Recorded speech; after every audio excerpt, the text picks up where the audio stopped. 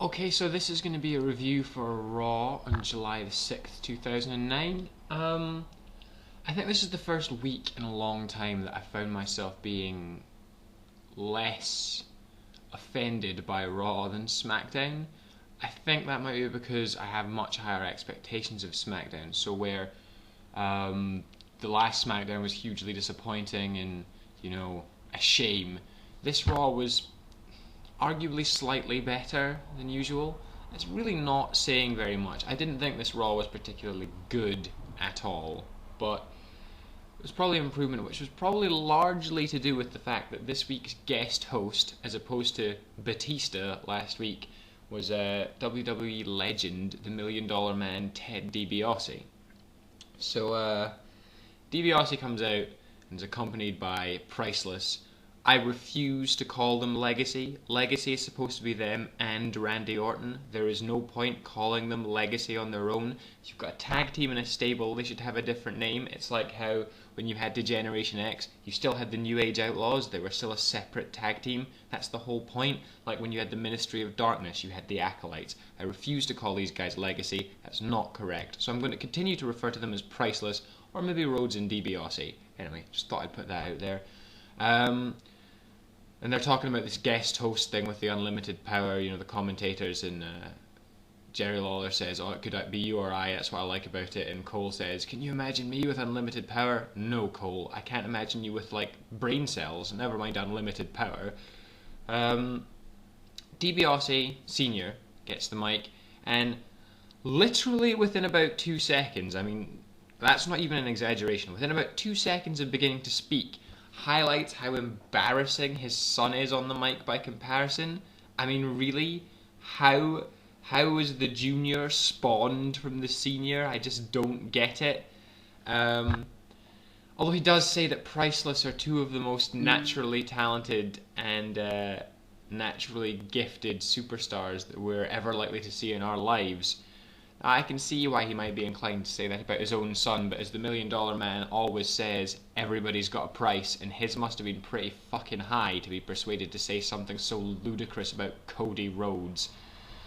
And then he says he's not allowed to make any title matches before Night of Champions. Now, it could just be me, but that doesn't sound like unlimited power. Does that sound like unlimited power to you? It doesn't sound like unlimited power to me.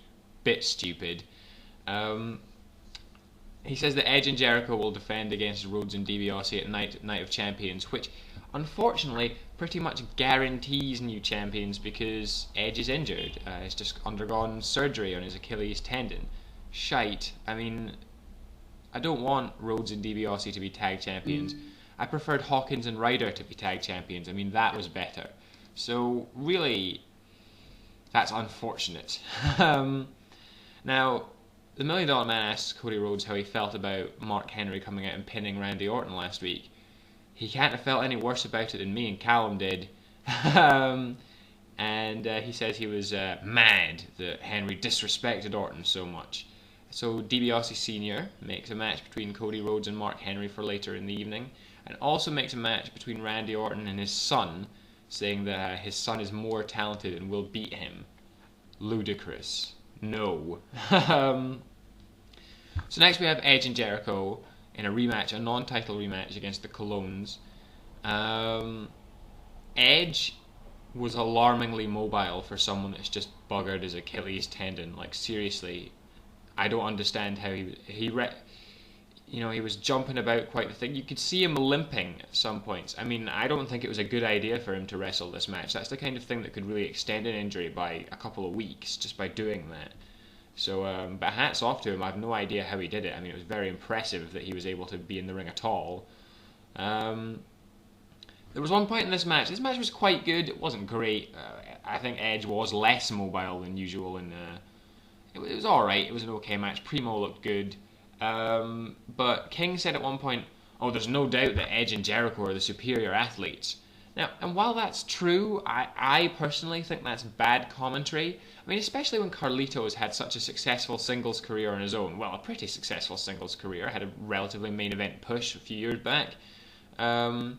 And I just don't think it's really fair to distinguish between athletes like that. If you're distinguishing between, I don't know, say you had a match between Chris Jericho and Jesse, then that might be fair. But I thought this was a bit uncalled for.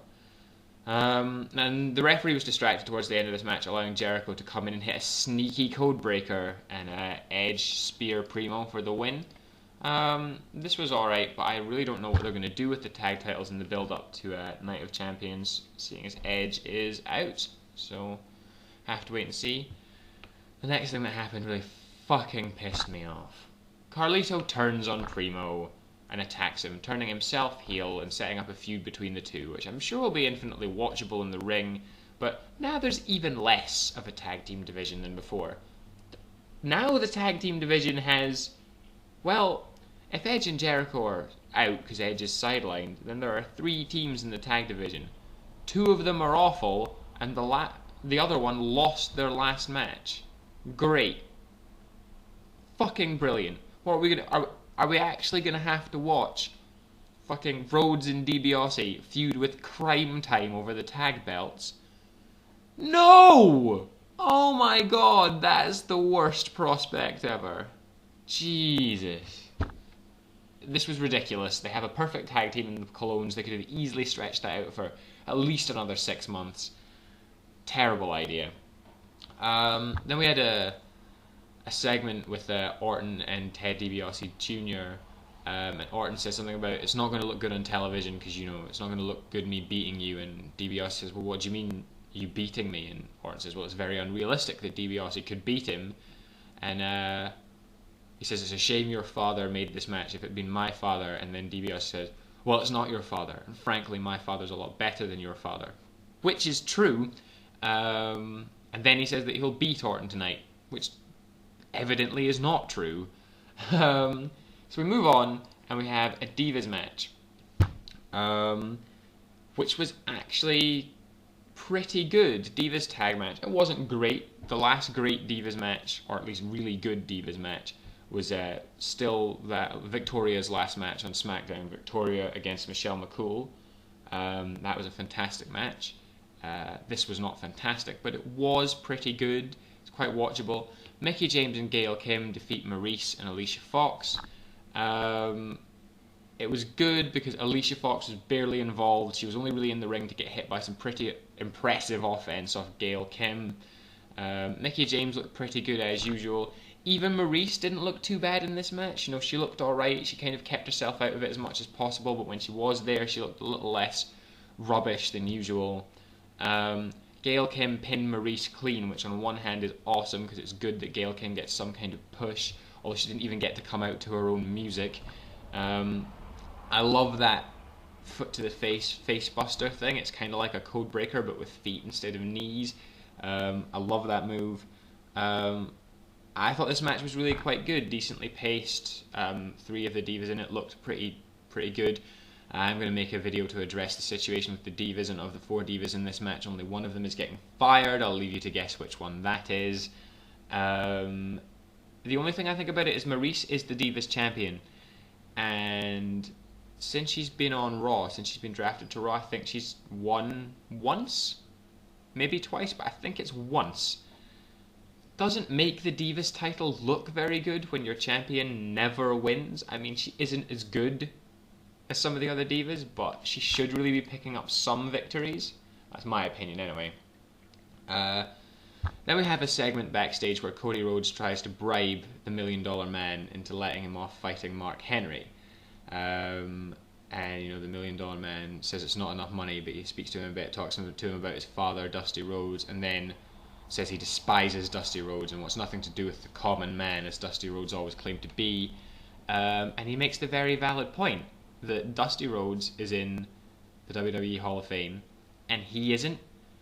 Now that springs to mind, Coco Beware is in the WWE Hall of Fame and Ted DiBiase isn't.